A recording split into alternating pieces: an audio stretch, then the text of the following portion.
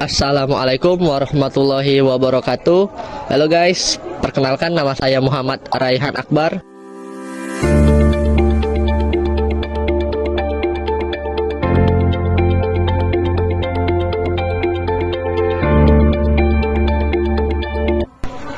Assalamualaikum warahmatullahi wabarakatuh.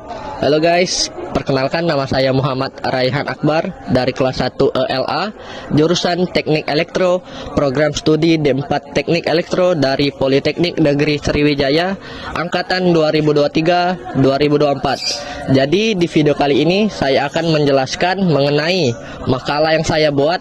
Yang pertama itu ada 3 poin yang perlu saya jelaskan dari mengenai topik. Yang kedua itu mengenai kelebihan makalah yang saya buat, dan yang ketiga itu kendala dalam saya membuat makalah ini. Oke, jadi yang pertama, alasan saya mengapa mengambil judul makalah tersebut. Jadi makalah saya berjudul penggunaan saklar seri untuk penerangan rumah sederhana. Nah, mengenai judul ini karena saya pikir itu relevan dengan jurusan yang saya ambil. Karena jurusan yang saya ambil itu adalah teknik elektro. Jadi saya putuskan untuk mengambil judul untuk makalah ini. Jadi apakah kalian tahu mengenai saklar seri tersebut? Jadi saklar seri itu sendiri adalah komponen elektronik yang sangat mendasar yang sering digunakan dalam penerangan rumah sederhana. Bukan hanya rumah sederhana, tetapi kita juga sering melihat saklar seri dipakai misalnya di perkantoran, di sekolah, di perhotelan, dan dimanapun berada. Karena saklar seri ini sendiri itu mampu menghidupkan 2 buah lampu maupun lebih sekalipun. Nah, yang menjadi poin plusnya, saklar seri ini bisa menghidupkan 2 lampu karena dengan harganya yang murah serta kualitasnya yang sangat baik yang sering digunakan di dalam rumah sederhana. Baik, mungkin hanya itu yang bisa saya sampaikan mengenai poin yang pertama. Jika kalian belum jelas, nanti saya akan taruh makalah saya di link yang ada di deskripsi itu. Nah, langsung saja kita masuk ke poin yang kedua mengenai kelebihan makalah yang saya buat. Oke guys, jadi di poin yang kedua ini kita masuk ke dalam rumah dahulu dikarenakan hari yang sudah malam dan juga gelap, serta kamera yang kurang mendukung di sini. Oke, langsung saja.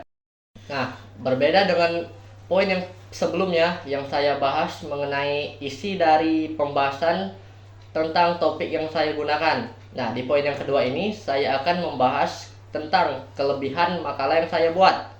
Nah, bagi saya makalah yang saya buat itu sendiri belum memiliki kelebihan khusus dibandingkan dengan mahasiswa-mahasiswa lainnya yang sudah layak dibaca maupun digunakan oleh pelajar-pelajar maupun mahasiswa lainnya untuk referensi. Nah, tapi bagi saya sendiri makalah yang saya buat itu mungkin sudah bisa digunakan karena saya sudah semaksimal mungkin melakukan penyusunan yang rapi serta bagus.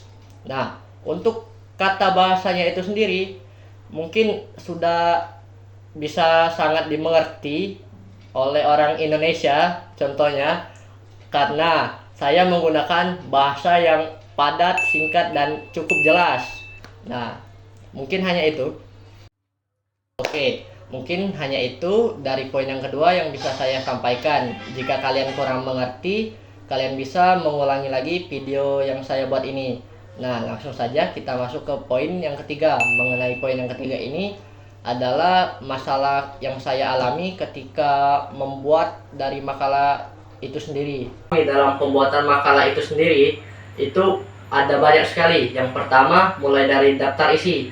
Daftar isi itu sendiri, saya kesulitan dalam membuatnya. Mulai dari penyusunan kata-kata yang sering berantakan, yang kedua itu pengetikan kata-kata yang sering typo maupun kemana-mana, dan yang ketiga itu menentukan spasi. Nah, jadi di sini saya cukup kesulitan, tetapi banyak referensi dari media sosial yang bisa saya gunakan untuk membuat daftar isi itu sendiri. Selanjutnya, untuk kendala yang kedua yang sering saya alami ketika membuat makalah itu sendiri, yaitu pembuatan halaman itu sendiri, dikarenakan halaman yang tidak tersusun rapi yang mengharuskan saya harus membenarkan halaman dari makalah yang saya buat itu sendiri. Makalah yang ketiga itu sendiri adalah daftar pustaka. Di sini saya suka keliru dan salah dalam penggunaan bahasa, dikarenakan tidak tersusun rapi dan juga kurang tepat, yang memungkinkan kalian kurang jelas dalam melihat referensi yang saya masukkan di dalam daftar pustaka itu sendiri. Mungkin hanya itu yang bisa saya sampaikan di video kali ini. Jika ada kekurangan maupun kesalahan yang saya lakukan, baik itu dalam penyampaian maupun penggunaan kata-kata saya yang kurang tepat, mohon dimaafkan. Dan jika kalian kurang mengerti mengenai penjelasan saya di video kali ini, kalian bisa berkomentar di bawah ini. Nah, untuk selebihnya, terima kasih telah menonton. Like, comment, and subscribe. Dan jika perlu, kalian bisa share video ini ke teman-teman kalian, karena video ini sangat bermanfaat. Baiklah, saya akhiri video ini. Wassalamualaikum warahmatullahi wabarakatuh. Meanwhile, Kendala yang ketiga yang sering sangat halaman, dikarenakan pembuatan halaman yang kedua ini adalah yang saya